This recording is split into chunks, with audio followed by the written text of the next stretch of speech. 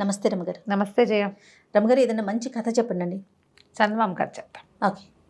పూర్వం టర్కీలో, టర్కీ దేశం, ఈ కథలు అక్కడ కథలు బాగుంటాయి తమాషాగా. అంటే ఈ టర్కీవి అవి ఎందుకు చెప్తారు ఇలాంటి ప్రశ్నలు అడగండమ్మా. మనకు అసలే కథల కరువు వచ్చింది. ఇప్పటికే మనం దాదాపుగా 1000 పైన కథలు చెప్పేసుకున్నాం. 1000 చెప్పారా రమగారు? మరి అసలు ఏ రోజుకి ఆ రోజు కొత్త మాకు అలా ఉంది. బోల్డని చెప్పుకున్నాం కదా, వెతకాలి కథలు. కొంచెం మనకేమో 10 నిమిషాల్లో చెప్పేస్తే కుదరదు. టాపిక్లు 10 నిమిషాలే మాట్లాడాలి, కథలు 25 నిమిషాలు కావాలి. ట్విస్టులు ఉండాలి. ట్విస్టులు ఉండాలి. అదే కదా. అయితే టర్కీ దేశంలో ఒక పక్షులు పట్టేవాడు ఉండేవాడట. సుల్తాన్లు అవి ఉన్న కాలం అనమాట అది. అయితే ఈ పక్షి ఒకరోజు వీడు ఏం చేసేవాడంటే అడవిలో చెట్ల మీద అక్కడ ఉచ్చు పన్నేవాడు. ఏ పక్షులైనా వాళ్తే దొరికిపోయేవి. ఓసారి వీడు ఎట్లా చెట్టు మీద ఉచ్చు పెడితే ఓ కాకి పడింది అందులో. వీడు కాకిని తీసాడు. కాకులు కూడా తినేవాళ్ళేమో, వాళ్ళు దుప్పలదిగా మనకు తెలీదు పాపం. తీసుకునేసరికల్లా కాకి మనిషి భాషలో మాట్లాడింది, నన్ను వదిలేసేయి, నేను నీకేం ఉపయోగపడను, నన్ను వదిలేసి మళ్ళీ ఉచ్చుపెట్టు, ఒక అందమైన పక్షి వస్తుంది. ఆ పక్షిని సుల్తాన్ గారికి ఇచ్చేద్దు కానీ చక్కగా, నీకు బోల్ డబ్బులు వస్తాయి, నాతోటి ఏమొస్తాయి, పావలా కూడా రాదు నా వల్ల, వదిలేవా అందుట. సరే ఆ కాకిని చూస్తే అతను కొంచెం సరదా వేసింది. మాట్లాడతాయి ఆ కాకులు, కాకా అంటుంది, కాకా కాకుండా ఇది కీకి అంటోంది. అందుకని సరేనని దాన్ని వదిలిపెట్టాడు. అది అక్కడే నుంచుంది పోకుండా. ఇతను మళ్ళీ ఉచ్చుపెట్టి దూరంగా కూర్చున్నాడు.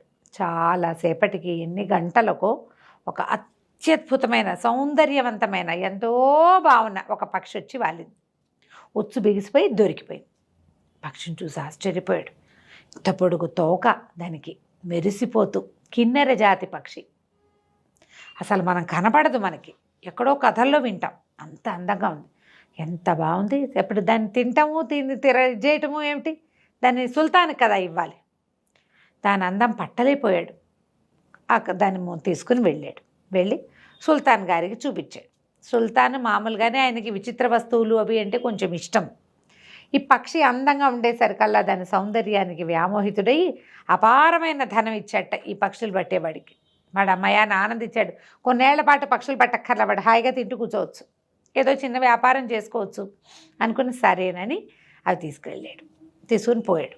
అయితే ఈ పక్షిని దగ్గర పెట్టుకుని ఈ సుల్తాన్ గారు ఎప్పుడూ దాన్ని మైమరిచిపోయి దాని వెనకాలే తిరుగుతూ ఉంటాడు. అసలు దాన్ని వదలటల్లా. ఈ వజీర్కి ఒళ్ళు మండిందిట. లేదా ఒక పిట్టను తెచ్చి వాడు ఇంత డబ్బట్టుకెళ్ళాడు, దాంతో మనకి 10 సంవత్సరాల జీతం వస్తుంది, వాడు ఎందుకు తీసుకెళ్ళిపోవాలి, వాడికి ఏదైనా శిక్ష పడాలి. వాడి వల్ల ఇప్పుడు సుల్తాను ఆ పక్షి పిచ్చి పట్టిన వాడిలాగా ఉన్నాడు. ఒకటి రాజుగారికి పిచ్చెక్కిచ్చాడని మంటగా ఉంది, డబ్బులు పట్టుకుపోయాడని చీదరగా ఉంది. అందుకని ఏమనుకున్నాడు, ఒకరోజు వచ్చి సుల్తాన్ గారిని చూడబోయాడు. నేను ఒక బంగారు పంజరంలో ఆ పక్షిని పెట్టి దాంతో కబుర్లాడుతున్నాడు. అదేం మాట్లాడదు, తలకాయ ఉప్పుతుంది అంతే. దాని అందమే ఇంద్రధనుస్సు లాంటి రెక్కలు, బంగారపు రంగు కొప్పెర, ఈ ముందుండే పైభాగంలో ఉండే కుచ్చు, సౌందర్యం. వ్యామోహపడిపోతున్నాడు సుల్తాన్. ఇతను ఏమన్నాడు, వజీర్ వచ్చి, ఈ బంగారు పంజరం ఏంటండి, ఇంత అందమైన పక్షికి దంతపు ఇల్లు ఉండాలి, దంతంతో చేసింది అయి ఉండాలి. దంతంతో చేసింది ఏంటి, తెల్లగా ఉంటుంది. పక్షి అటు ఇటు కదిలినప్పుడల్లా దాని రెక్కల రంగు ఆ దంతాల మీద పడి ప్రతిఫలించి ఇంకా అందంగా ఉంటుంది, ద్విగుణీకృత సౌందర్యంతో కనపడుతుంది. అనేసరికల్లా ఒక పక్షికి ఇల్లు నిర్మించాలంటే పెద్ద గూడు, ఎన్ని దంతాలు కావాలి, ఎవరు తెస్తారండి దంతాలు అంటే, ఈ పక్షిని తెచ్చిన వాడు దంతాలు తెప్పించండి అన్నాడు. అనేసరికల్లా రాజుగారు మళ్ళీ పక్షుల వాడికి కబురు చేస్తారు. సుల్తాన్ గారు వాడిని పిలిచి, ఈ పక్షికి ఒక దంతపు ఇల్లు నిర్మించాలని అనుకుంటున్నా, దంతగృహం, అది ఫ్రీగా తిరగాలి, చిన్న పంజరంలో పట్టదు, అది బంగారు పంజరమే, పెద్దది కావాలి, దానికి 10x10 ఇల్లు కట్టాలంటే ఎన్ని దంతాలు కావాలి, పక్షి ఫ్రీగా ఉండాలి, దానికి మలమూత్రాలకి వాటికి ఇబ్బంది లేకుండా ఉండాలి, కాబట్టి దంతాలు పట్టు రమ్మన్నారు. అనేసరికలు నిర్ఘాంతపోయాడు. ఈ పక్షులు పట్టేవాడు దంతాలు ఎట్లా తేగలుగుతాడు? కొద్ది రోజులు టైం ఇచ్చారు, 1 నెల లోపల నువ్వు దంతాలు ఏర్పాటు చేయాల్సిందే. అయితే ఏమైంది, రాజుగారు ఈ మాట చెప్పారు, కానీ వజీర్ ఏం చెప్పాడంటే, నువ్వు దంతాలు తేకపోతే నీకు మరణశిక్షే, 1 నెల రోజులు టైం ఇస్తున్నావు, లేకపోతే అంతే నీ సంగతి. వీడికి మరణశిక్ష ఇస్తే వీడి ఆస్తి అంతా జప్తు అవుతుంది, సుల్తాన్ ఇచ్చిన డబ్బంతా మళ్ళీ వెనక్కి.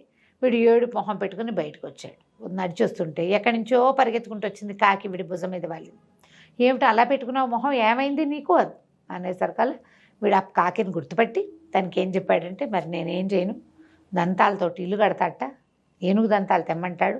అసలు ఏనుగులు ఎక్కడున్నాయి మనకి, ఓ దంతం దొరుకుతుంది, అంత ఏ 25-30 దంతాలు ఉంటే కానీ ఆ ఇల్లు అవ్వదు అనేసరికి దాని ఏముంది, నువ్వు కంగారు పడకు, రాజుగారి దగ్గరికి వెళ్ళి 40 పీపాల సారా కావాలని అడుగు. ఓకే. మనకు అడవిలో ఏనుగులు నీళ్లు తాగే మడుగు ఒకటి ఉంది. ఈ 40 పీపాల సారాని అక్కడికి షిఫ్ట్ చేయమను. మొత్తం ఎత్తి సారా నదిలో పోసాయి, ఆ గుంటలో మడుగులో. ఏనుగులు వచ్చి 2 రోజులకి 5 రోజులకి ఒకసారి వచ్చి నీళ్లు తాగుతాయి. ఆ సారా నీళ్ళు తాగితే మత్తెప్పి పడిపోతాయి. కోసేసుకో నీకు కావాల్సిన దంతాలు, నువ్వు కోసినా అవి లేవు అనేసరికి ఈ పని బాగుందనుకున్నాడు. బాగుందనుకుని రాజుగారికి చెప్పాడు. రాజుగారి సుల్తాన్ ఏమన్నాడు, సరేనని ఓ పెద్ద బండి మీద 40 పెద్ద పెద్ద పీపాల నిండా సారా పోయించి ద్రాక్ష సారా వీడితో పంపించాడు. వీడు పోయే ఏనుగుల మడుగులో అవంతా పోసేసాడు. పోసాక ఏనుగులు వచ్చినాయి, తాగినాయి. వీడిద్దరు 3 మనుషుల సహాయంతో దంతాలన్నీ కోసేసి ఏ బండి మీద సారా పీపాలు పెట్టుకొచ్చాడో అదే బండి మీద దంతాలన్నీ వేసుకుని పట్టుకెళ్ళిపోయాడు. వజీర్ నిర్ఘాంతపడి, వీడికాడు పుడక, వీడు బలే తెచ్చేశాడే, ఎలాగైనా వీడిని మళ్ళీ ఇంకోసారి పట్టించాలనుకున్నాడు. ఆ దంతంతో చక్కగా అన్ని దంతాలు పెట్టి బ్రహ్మాండంగా గూడు లాంటి ఒక ఇల్లు కట్టారు. పక్షి అక్కడెక్కడెక్కడే హాయిగా తిరుగుతూ ఉండేది. బాగుంది. కొన్ని రోజులు గడిచాక ఏమైంది, ఓ రోజు వజీర్ వచ్చి అన్నాడు, రాజా ఎంతసేపు సుల్తాన్ మీరు ఏమన్నారు, జహాపనా అంటాడనమాట, మీరు పక్షికేసే చూస్తున్నారు కానీ అదొట్టి బొమ్మలా కూర్చుంది ఏమిటండి, మాటామంతి లేకుండా.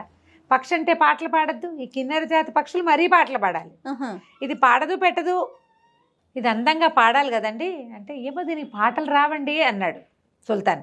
అనేసరికి ఎందుకు రావు, ఈ పక్షి దొరికిందంటే ఖచ్చితంగా ఇది ఎవరిదో పెంపుడు పక్షి, పక్షులు వాడికి తెలుసు దీని పెంపుడు వాళ్ళు ఎవరో, వాళ్ళకి తెలుసు దీంతో పాడించడం ఎట్లా, వాళ్ళని బట్టు రమ్మనండి అనగానే రాజుగారికి తట్టింది. ఇంత అందమైన పక్షి ఇంతకంటే అందంగా గొంతెత్తి పాడితే ఎంత బాగుంటుంది, పట్టరండి రా పక్షులు వాడిని అన్నారు. మళ్ళీ వాడిని మోసుకొచ్చారు. వాడన్నాడు, లబో దిబోమన్నాడు, నేను అడవిలో పెట్టానండి ఉచ్చు, అది వచ్చి అక్కడ పడింది, నాకు తెలీదు, దాన్ని అది పెంపకం పక్షి అని కూడా నాకు తెలీదు, అది కుయ్యమనలేదండి, ఊరికే అందంగా కళ్ళు మెటకరిస్తుంది, అటు ఇటు తిరుగుతుంది తప్ప నాకు కనపడలేదండి అంటే ఒప్పుకోలే రాజు. దీన్ని పాడించాలి, దీన్ని పెంపకందారులు ఎవరో చూసి పట్టరా, వెతకబోయ్ అన్నాడు. వీడు కాళ్ళు ఏడ్చుకుంటూ వజీర్ దగ్గరకు వచ్చాడు. వజీర్ అన్నాడు, 40 రోజుల లోపల దీని ఓనర్ని తీసుకొచ్చి దీన్ని పాడించకపోతే నీకు మృత్యువు తప్పదు, నీ ఆస్తి జప్తు చేయక తప్పదు. రెండోసారి దంతాలు తెచ్చినప్పుడు రాజుగారు 3 ఇచ్చాడు డబ్బులు. వాడు ఆ డబ్బంతా పెట్టి కూర్చున్నాడు. సంతోషం ఏది వాడి బతుక్కి పాపం. సరే మళ్ళీ బిక్కమొహం వేసుకుని బయటకు వచ్చాడు. కాకి కనపడింది.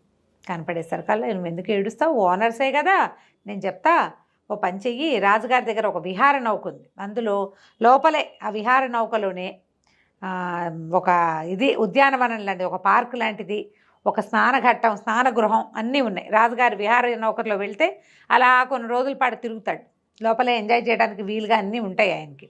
అది ఇచ్చి దాని నిండా బానిసల్ని దాసీలను ఇచ్చి నీకు ఇవ్వమని అడుగు, ఓనర్స్ని తీసుకొస్తానని చెప్పంటే రాజుగారు ఒప్పుకున్నాడు. ఒప్పుకున్న పెద్ద విహార నౌక, ఆ విహార నౌక దాంట్లో 30-40 మంది దాసీలు, అది నడపడానికి సైనికులు అన్నీ పుచ్చుకుని బయలుదేరితే ఈ కాకి ఏం చెప్పిందంటే, దీంతో పాటు బయలుదేరు, అట్లా ముందుకెళ్ళు, లోపలికి బాగా సముద్రంలో ముందుకెళ్ళాక ఒక అందమైన ద్వీపం వస్తుంది. ఆ ద్వీపం దగ్గరికి వెళ్ళిపోక దగ్గర యువతలే ఆ పడవని ఆపుకో, దాని నిండా బోళ్ళంతమంది అందమైన దేవతా స్త్రీలు ఉంటారు. వాళ్ళంతా పడవని చూసి అదేమిటో చూడ్డానికి ఎక్కుతామంటారు, లోపలికి వస్తామంటారు. అందరినీ రానివద్దు, వాళ్ళల్లో ఒక ఆవిడ ఉంటుంది రాణి, ఆవిడ మాత్రం ఎక్కించు, ఆవిడ ఎక్కంగానే తీసుకొచ్చేసి మిగిలిన వాళ్ళు మాత్రం రానివ్వద్దు, ఎవరో ఒకళ్ళనే చూడనిస్తానని రాణినే చూడమన్నది. అక్కడి నుంచి వీడేం చేశాడు, పడవ వేసుకుని పోయాడు సముద్రంలోకి.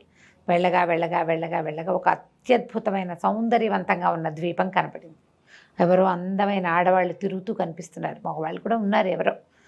సరే వీడేం చేశాడు, లంగరేసి యువతలే ఆపి పెట్టుకున్నాడు. ఈ విహార నౌక బయట నుంచి చూస్తే ఒక సినిమాటిక్గా పక్షి రెక్కలలా అరుస్తున్నట్టు అట్లా బ్యూటిఫుల్గా కనపడుతుంది. దాని నిండా జెండాలు, పెద్ద హంస ఈదుతున్నట్టుగా కనపడుతుంది.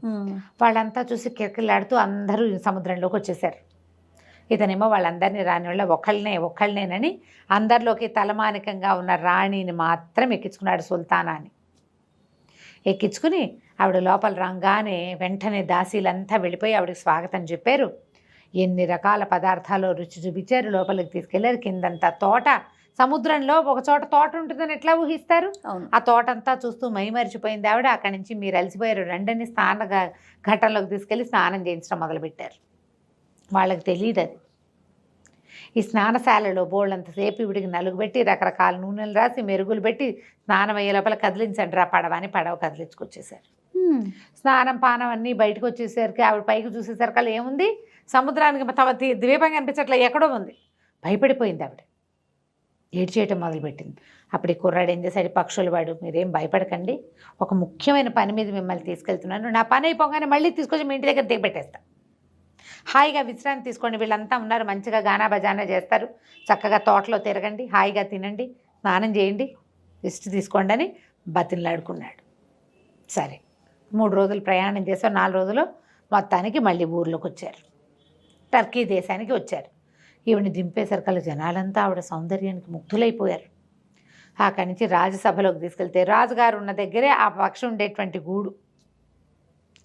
ఈవిడిట లోపలికి వచ్చింది. ఆ పక్షి కూ అని కూయటం మొదలుపెట్టి ఎంత అందంగా పాడుతోందో. రాజు మైమరిచిపోయాడు దాని పాటకి. ఈ ఎదురుగుండా వచ్చిన ఆవిడ సౌందర్యానికి అయితే కుదేలైపోయాడు. ఆవిడ దాని దగ్గర కూర్చోబెట్టుకున్నాడు. ఆ పక్షి తెగ పాడింది. ఈవిడిని ఆవిడకి రాజోపచారాలన్నీ చేయించాడు. నాతో ఉండిపోమని అడిగాడు. ఆవిడ ఒప్పుకుంది. ఆవిడే ఉండిపోయింది ఇక్కడే ఈయనతోటి. సుల్తానా, ఆయన సుల్తాన్, ఈవిడ సుల్తానా. ఆ పక్షి నిరంతరము పాడుతూ ఆవిడకి ఆనందం కలిగించేది. ఆవిడ స్నానాలు చేస్తూ పానాలు చేస్తూ పళ్ళు గిళ్ళు తింటూ హ్యాపీగా ఈయనతోటి గడిపింది కొంతకాలం. కొన్నాళ్ళు అయ్యాక ఆవిడకి ఏదో జబ్బు చేసింది సుల్తానాకి. ఇక ఎన్ని వైద్యాలు చేసినా కుదరలా, ఏం చేసినా అవ్వలేదు. అవపోయేసరికల్లా సరే వాళ్ళేమన్నారు, వజీర్కి ఏం చేయాలో తెలియటల్లా. దాన్ని పంపిస్తే పక్షి కోసం చూస్తే దంతపు గ్రహం వచ్చింది, దానికోసం చూస్తే ఈవిడొచ్చింది. రాజుగారు మైమరిచిపోయాడు. ఈ కుర్రాన్ని ముంచెత్తేసాడు డబ్బులో. ఈవిడేమో రాజుగారిని ఇంకా కొంచెం మైమరిపించేలాగా చేసేసింది. ఇప్పుడు జబ్బు. అక్కడి నుంచి వాళ్ళు ఏమన్నారు, ఈ కుర్రాన్ని మళ్ళీ పిలిచారు. పిలిచేసరికల్లా ఈవిడికి వైద్యం చేయించాలంటే ఏం చేయాలి?